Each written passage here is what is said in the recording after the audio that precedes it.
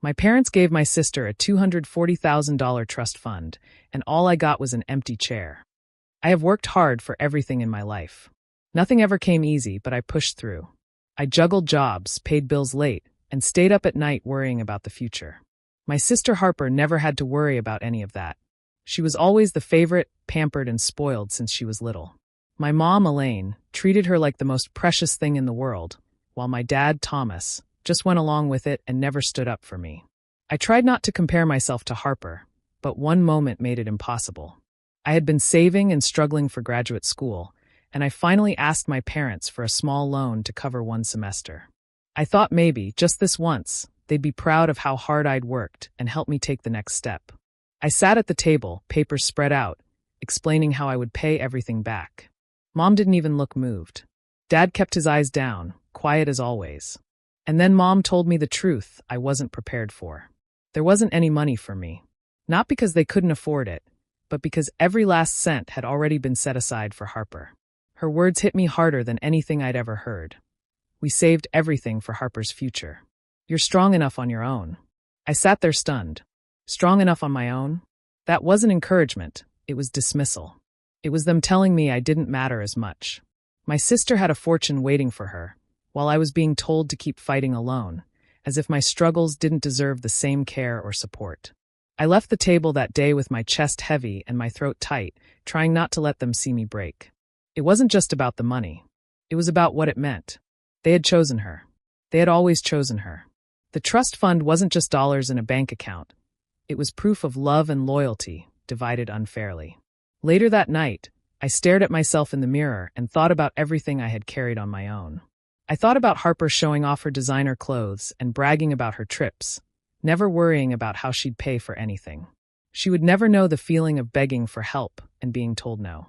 She would never know the pain of being told she wasn't worth investing in. I realized then that an empty chair would have been kinder. At least then my place in the family would be clear. Instead, I was forced to sit at the table and watch them give everything to her, while leaving me with nothing but words about being strong. That was the moment something in me shifted. I couldn't see them the same way again. I worked job after job, barely sleeping some weeks. The money I made went straight to rent, groceries, and paying off the mountain of debt I carried.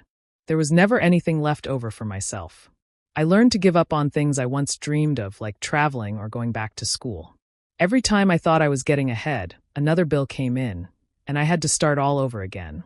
My parents never seemed to notice how much I struggled. Instead, they used me as some kind of measuring stick for Harper, but not in a way that made me feel valued. They would say things like, "Look how hard your sister works, Harper. You should be more like her." But it didn't come from pride. It was said as though my hard work meant nothing compared to the perfect image they held of her. The comparisons didn't make Harper respect me. They just reminded me I wasn't truly seen. Harper's life was a sharp contrast to mine. She always had new clothes, the kind with brand names I couldn't even dream of buying. She went on vacations every year, sometimes more than once, posting pictures of beaches and cities I'd only seen in magazines. When she turned 21, my parents surprised her with a car, shiny and new, sitting in the driveway with a bow on it. I was still taking the bus and walking in the rain. I swallowed the bitterness because saying anything would have sounded like jealousy. That wasn't who I wanted to be. I kept my distance instead. When family dinners happened, I sat quiet while Harper talked about shopping trips or parties. I clapped along with everyone else when she announced her next adventure. On the outside, I tried to look supportive, but inside, every word was a small cut I couldn't ignore. It was confusing because I did love her. She was my sister, and there were memories of us as kids, laughing together before everything between us grew uneven. Part of me wanted to protect that bond, to believe none of it was her fault. But the favoritism built a wall I couldn't climb. Every new gift she received, every time my parents praised her while ignoring me, the wall got higher. I told myself to be strong, to stay focused on my own path. Still, the resentment sat heavy in my chest, silent but always there. I learned to smile when I wanted to cry, to nod when I wanted to scream. I carried my hurt quietly, because I knew if I ever let it out, I might not be able to stop. Even when I kept my distance, the wound never healed. I could love my sister and still feel the sting of knowing she had been handed everything while I was left to fight for scraps. That contradiction lived inside me every single day, and it only grew sharper the more I tried to bury it. Harper announced her engagement at a family dinner one evening, her smile bright and her hand stretched out so everyone could see the large diamond on her finger. She had barely sat down before she started talking about Ethan McAllister, her fiancé, a young lawyer who already seemed to have everything lined up for success. My parents' faces glowed with pride, and I could almost see the future they imagined for her, grand, polished, and far above anything I had ever been offered. Almost immediately, the conversation turned to the wedding. My mom pulled out a notebook and started scribbling ideas, and my dad promised they would make it the best day of Harper's life. I sat there quietly while they tossed around talk of ballrooms, catering, flowers, and designer dresses. I didn't need to ask where the money would come from. I already knew. Part of Harper's trust would be poured into the wedding, making sure she had the kind of celebration people would talk about for years. When the plans started to grow even bigger, my mom turned to me and said, "We just need you to be a supportive sister." The word stung, though I forced a smile. A supportive sister, nothing more. I wasn't asked to help make decisions, wasn't invited to be part of the planning, not even considered for a role beyond clapping for her and standing in the background. Harper didn't notice my silence. She went on and on about her ring, her dress fittings, the venue she had her eye on, and how she and Ethan were already being called the perfect couple by his friends. Every detail she shared sounded like a reminder of what I would never have. She said it all with such excitement, but the way she looked at me made it feel like she knew exactly how much it hurt. I nodded, I listened, I congratulated her. But inside I felt the salt burning into a wound that never seemed to close. I was happy for her in a distant way, but mostly I was tired of watching her life be showered with gifts and applause while mine was treated like it barely existed. Through it all, I couldn't ignore Ethan. He was polite, friendly, the type of man who seemed careful with his words. But more than once I caught his eyes on me, not in a way that felt wrong, but in a way that made me wonder what he was thinking. He watched me as if I was a puzzle he wanted to figure out, as if he could sense there was more behind my quiet smile than anyone else cared to see. I looked away each time, unsure of what his interest meant, unsure if I even wanted to know. But a part of me couldn't shake the feeling that he noticed me in ways Harper never did, and that unsettled me more than anything else that night. At another family dinner, Harper brought out a stack of papers and laid them neatly on the table.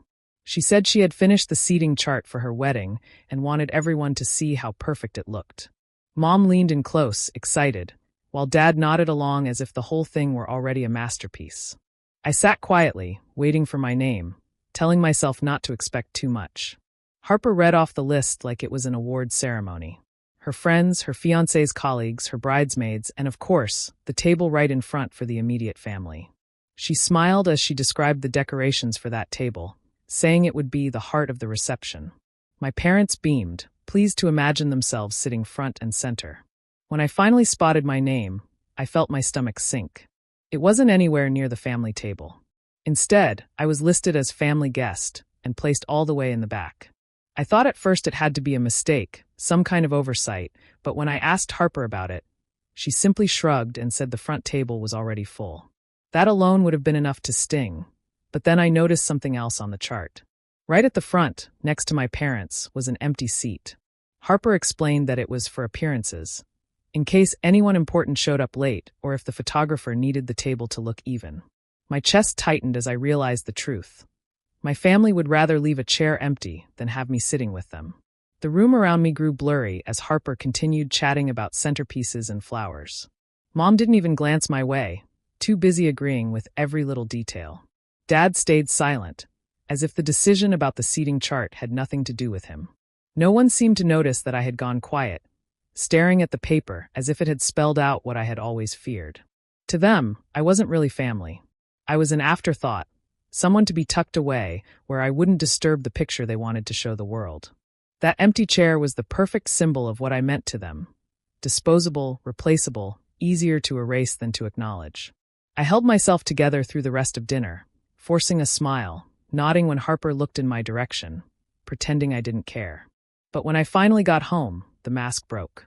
I closed the door and cried until I couldn't breathe. I thought about all the times I had swallowed my hurt, all the times I had stayed quiet, hoping things would change. That night I promised myself I was done being humiliated. If they wanted me in the shadows, fine. But I wouldn't keep standing there while they pushed me down again and again. Something in me hardened. I couldn't let them keep defining my worth with an empty chair.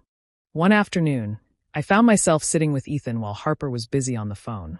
He spoke casually at first, asking about my work and how I managed to balance so many things at once. I answered honestly, not thinking much of it, but then his expression changed. Almost like he forgot himself, he sighed and said something I didn't expect.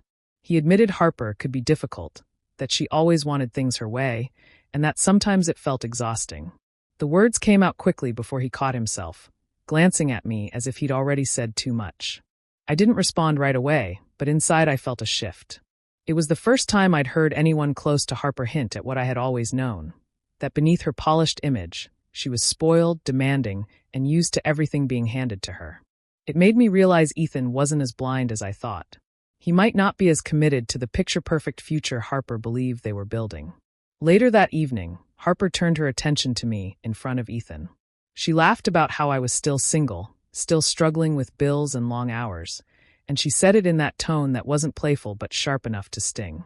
She liked to act like it was all harmless fun, but every word felt like a reminder of where she thought I belonged, beneath her. I forced a smile, though my cheeks burned, but when I glanced at Ethan, I caught something in his face. He wasn't laughing with her. His eyes were on me, steady and thoughtful, as if he saw something Harper didn't. It wasn't pity. It was something else, respect, maybe even admiration. He asked me another question, this time about how I had managed to pay for my education without family help. I explained simply, telling him about late nights and endless work shifts. Harper rolled her eyes, brushing it off like it wasn't worth mentioning, but Ethan didn't look away. He listened. He seemed genuinely interested, almost impressed. The contrast between the two of them couldn't have been clearer in that moment. Harper loved to flaunt what she had, the things bought for her, the easy life carved out with money that was never earned. I had never thought anyone would see value in my struggles, but Ethan did. He seemed to notice the difference between someone who expected the world to bend and someone who fought for every step. I stayed quiet, not wanting to encourage whatever thoughts he might be having, but I could feel the air shifting. Harper kept talking, oblivious, bragging about her next shopping trip, and how Ethan was lucky to marry someone who knew exactly what she wanted. But I could see it in his eyes. He wasn't as certain anymore. In that silence, a seed was planted.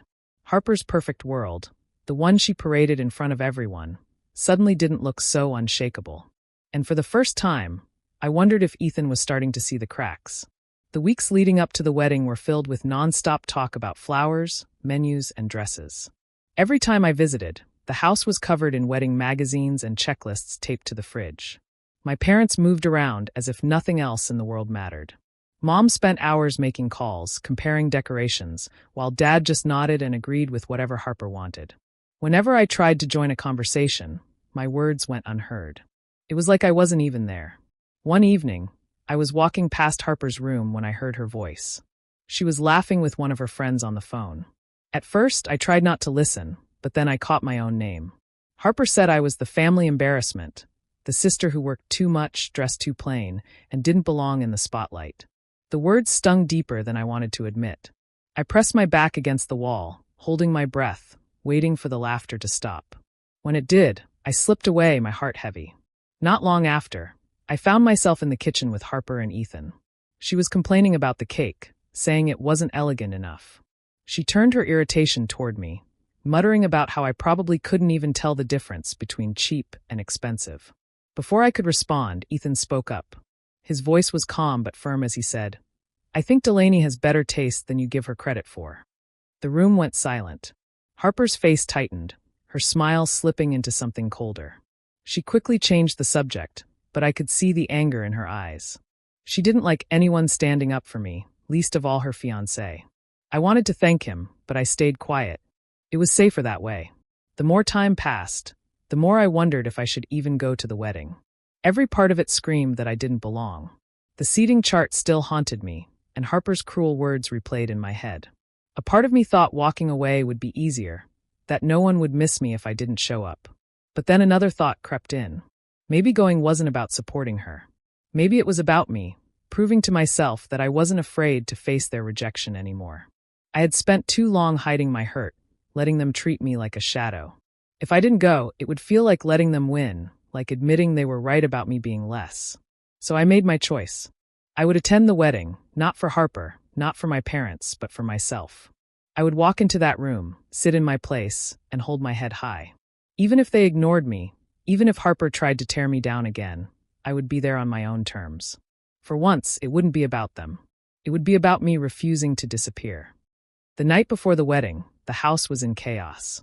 Vendors came and went, each one carrying flowers, boxes, or last-minute decorations.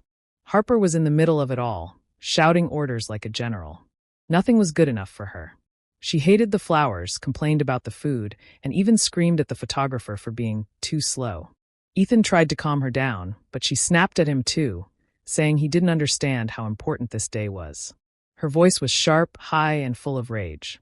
Guests who had arrived early shifted uncomfortably in the living room, pretending not to hear, though her shouting carried through every wall. I stood in the hallway, not surprised, just tired. I had seen Harper lose her temper plenty of times, but never like this. Finally, Ethan's patience broke. His face tightened, and he told her to stop embarrassing herself. That only fueled her anger, and she stormed off in a fit, slamming the door so hard the whole house seemed to shake.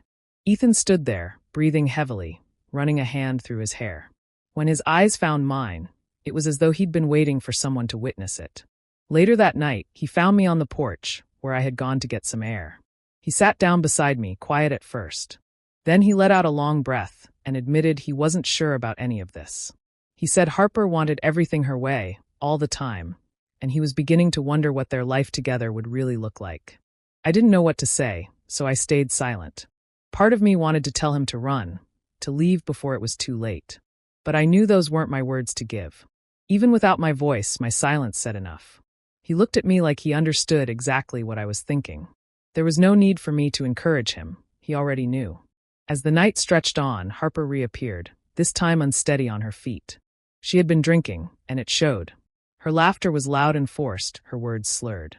At first, she focused on telling everyone how perfect tomorrow would be, how lucky she was, how everything was going exactly as planned. Then her eyes landed on me. With a cruel little smirk, she raised her glass and said, "And then there's Delaney, the mistake child." The words hung in the air, sharp as glass. A few guests gasped quietly, and others lowered their eyes, pretending they hadn't heard. My parents froze, neither defending me nor scolding her. Ethan looked horrified, staring at her like he was seeing her for the first time. I didn't respond. I just stood there, holding myself together while my chest ached. That moment was worse than being left off the family table. She had said out loud what I had always felt, and she didn't care who heard it. Something in me hardened even more that night. Tomorrow would come, and I would walk into it with every wound exposed. But I also knew Harper had revealed herself, and Ethan had seen it too. That truth would linger long after the wedding flowers wilted. The wedding day came with bright lights and polished smiles. The venue was decorated like a scene from a magazine, with tall flowers standing in every corner and golden chairs shining under chandeliers. Guests arrived in expensive clothes, hugging my parents and praising Harper as if she were royalty. My mother walked around with her head high, proud of every detail. My father stayed close to her, nodding at everything she said. They looked as if this day was the crown jewel of their lives. I slipped into the back row, unnoticed, just as I expected. The music swelled, and everyone turned toward Harper as she entered the room in her gown. She was glowing, every eye fixed on her as she walked slowly down the aisle. People whispered about how beautiful she looked, how perfect the couple seemed together. I sat still, my hands folded, waiting for the moment to pass. The ceremony began with the usual words, promises of love and forever. The priest spoke, Harper smiled, and my parents beamed. Everything seemed to move smoothly, but when the vows reached Ethan, the air changed. He took the paper in his hands, but his voice faltered. The room went quiet, waiting for him to continue, but the silence stretched too long. At first, people thought it was nerves. A few guests chuckled softly, trying to brush it off, but when Ethan still didn't speak, the laughter faded. Whispers started from one row to another, spreading quickly. I could see the confusion on Harper's face, her smile slipping as she turned to look at him. He cleared his throat, tried again, but the words wouldn't come out right. His eyes moved across the crowd, almost searching for something or someone. That was when his gaze landed on me. For one still moment, the room disappeared, and it felt like only the two of us existed. I didn't move, didn't breathe, but my eyes held his. I could see the doubt written all over his face, the weight of a decision he wasn't sure he wanted to make. My heart pounded in my chest, but I stayed calm, giving nothing away. Yet I knew that by meeting his eyes, I had told him everything he needed to know. That I understood, that I saw what no one else wanted to see. Around us, the whispers grew louder. Guests leaned toward each other, wondering what was wrong. Some shifted in their seats, uneasy, while others stared openly at Harper, waiting for her reaction. She clutched Ethan's arm, urging him to go on, but his hesitation had already been noticed by everyone. Sitting in the back, I felt the air crack with tension. For once, I wasn't invisible. I wasn't the forgotten one, the family guest in the shadows. All eyes were on Ethan, but in his silence, I knew the truth. This day wasn't going the way Harper had planned. And she knew it too. The room froze when the priest asked Ethan the final question. All eyes were on him, waiting for the simple words everyone expected to hear. But instead of saying them, he shook his head slowly. His voice was steady, but his answer cut through the silence like a knife. I can't, he said. The sound of gasps filled the air, followed by the scraping of chairs as people leaned forward. Harper's face went pale, her lips parted as if she couldn't believe what she had just heard. A moment later, she collapsed onto the floor of the altar, her dress spreading out like a broken wave around her. My mother rushed toward her, kneeling beside her, whispering frantically. My father stood stiff, trying to calm the room with his hands raised, as if he could somehow erase what had just happened. But the guests were already whispering loudly, their voices carrying across the hall.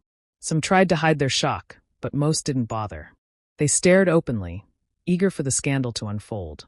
Ethan stood firm, his eyes moving slowly over the crowd before returning to Harper. His words were clear, leaving no space for confusion. I can't marry someone who thinks only of herself. You're selfish, spoiled, and I realize now this isn't the life I want. His voice didn't rise, but it carried strong enough for every guest to hear. The whispers turned into a wave, rising and falling as people repeated his words. Harper pushed herself up, her face red and streaked with makeup. She pointed at me with shaking hands, her voice sharp and furious. This is your fault. You stole him from me. Every head turned toward me at once. I felt the heat of their eyes, the weight of their judgment, but I stayed calm. I stood slowly, my chair sliding back against the floor, and looked straight at Harper. My voice was steady, quiet enough to feel personal, but loud enough for everyone to hear. I never stole anything from you. I've always been on the outside, and all of you made sure I knew it. Today just proved it. The room went silent again, the weight of my words settling over the guests. Harper's rage burned in her eyes, but she had nothing left to say. Ethan looked at me, his face unreadable, while my parents clung to Harper as if they could protect her from the truth. I didn't shout, I didn't cry, I didn't run. I simply stood there, calm in the middle of the storm, while the wedding unraveled around us. The day that was supposed to show Harper's perfect life had fallen apart, and for once, it wasn't me who felt like the embarrassment. It was her. The wedding never recovered after Ethan's refusal. Guests began leaving in small groups, whispering as they went, shaking their heads at the disaster they had just witnessed.